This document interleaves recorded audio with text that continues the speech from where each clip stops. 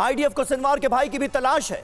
IDF प्रवक्ता Daniel Hazari की धमकी, सिनवार के भाई के खात्मे तक हमले जारी रहेंगे, यह कहा गया है। हमास के बुनियादी ढांचों की तबाही तक इजरायली हमले जारी रहेंगे, ये इजरायली डिफेंस फोर्सेस के स्पोक्स पर्सन की तरफ से कहा गया है। डैनियल हजारी ने यह सीधी धमकी दी।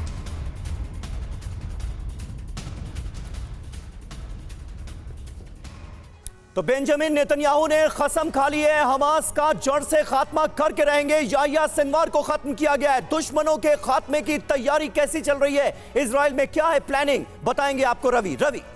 बिल्कुल, देखिए नेतन्याहू का यह प्रण था कि दुश्मन का खात्मा करेंगे और जैसे जैसे ये ऑपरेशंस आगे बढ़ रहे हैं ये साफ पता चल रहा है। सबसे पहले इस्माइल हानिया की बात करें, वो मारा गया इस ऑपरेशन में और इस तरह से इस ऑपरेशन को आगे बढ़ाया गया और फिर मोहम्मद दाइफ का खात्मा हुआ, वो मारा गया अगले ऑपरेशन में। इस तरह से तीसरा जो नाम है वो देखिए याह्या सिनवार, जिसका हम जिक्र कर रहे हैं, वो भी इस ऑपरेशन में मारा गया। हसन नसरल्लाह एक बड़ा टारगेट, हसन नसरल्लाह के रूप में हिजबुल्लाह को बड़ा आघात दिया गया इजराइल की तरफ से। तो सवाल इसमें यह है कि अगला टारगेट कौन है, अगला नंबर किसका है, कौन है रडार पर अब इजराइल की। खास बात यह कि इजराइल अपने दुश्मनों को छोड़ता नहीं है और यह बार बार इजराइल की तरफ से, नेतन्याहू की तरफ से कहा गया कि हम अपने दुश्मनों को कहीं से भी, पाताल से भी ढूंढ कर लाएंगे और उनका खात्मा करेंगे। संजय भारद्वाज सर, अभी भी क्या यह कहा जा सकता है कि ये प्रॉक्सी सामना कर पाएंगे इजराइल का, क्योंकि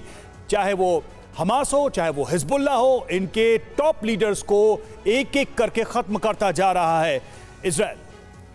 देखिए, जिस तरीके से ईरान का जो स्टेटमेंट आया है इस्माइल इनके सिनवार के जाने के बाद कि ये जो हमारा रेसिस्टेंस है, जो हमारी लड़ाई है, ये इससे और मजबूत होगी और जो यूथ है, जो रेडिकल्स हैं, जो यंग जनरेशन है, वो हमास के साथ या आप हिजबुल्लाह के साथ या जो फ़लस्तीन की बेसिकली जो लड़ाई है उसके लिए और ज़ोर से लड़ेंगे। तो ये बात मान के चलिए कि एक लीडर के जाने से, सिनवार के जाने से, हानिया के जाने से या ईरान के प्रेसिडेंट के जाने से इस लड़ाई में कोई कमी नहीं आई है। बराबर ये प्रॉक्सी बने हुए हैं, ये डिफरेंट रूप में, चाहे हमास, पहले पूरा हमास ने अपना ताकत लगाया, अब हिजबुल्लाह लगा रहा है, हूती भी अपनी एक्टिविटीज़ को जारी रखा हुआ है, जो इस्लामिस्ट हैं इराक में वो अपना पूरा जोर शोर से, और इनके पीछे एक जो ताकत तो यही है ना कि ईरान इस तरह से ही अपने प्रॉक्सीज को आगे बढ़ाकर, उन्हें सूली पर चढ़ाकर अपनी ही ताकत कम क्यों कर रहा है,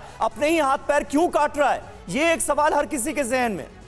नहीं, आप ईरान कमज़ोर नहीं कर रहा, ईरान तो अपने आप को मजबूत कर रहा है। इनको आगे, इनके पीछे एक स्टेट के रूप में जो वायलेंट नॉन स्टेट एक्टर्स हैं उनका इस्तेमाल करके अमेरिका और इजराइल का जो एक अपना जो सिक्योरिटी कर्व है मिडिल ईस्ट में, उसको कमज़ोर करने का प्रयास कर रहा है। इस्लामिक एक डिस्कोर्स क्रिएट करना चाहता है कि इस्लाम और इस्लामिस्ट यहाँ पे खतरे में है और उसका सबसे बड़ा खतरा इजराइल और अमेरिका समर्थित ताकतें जो यहाँ पे उनकी मौजूदगी है वो हैं। और इसमें वो बाहरी, ना केवल मिडिल ईस्ट की ताकतों का सहारा ले रहे हैं, चाहे उसमें वो मोबिलाइज कर रहे हैं यूएई को, सऊदी अरबिया को, जॉर्डन को, तुर्की को, और साथ ही साथ जो बाहरी ताकतें हैं उनका भी आसरा लेके। लेकिन सर सवाल यही है कि जो दूसरे अरब मुल्क हैं, देश हैं, क्या वो इस आग में अपना हाथ जलाएंगे?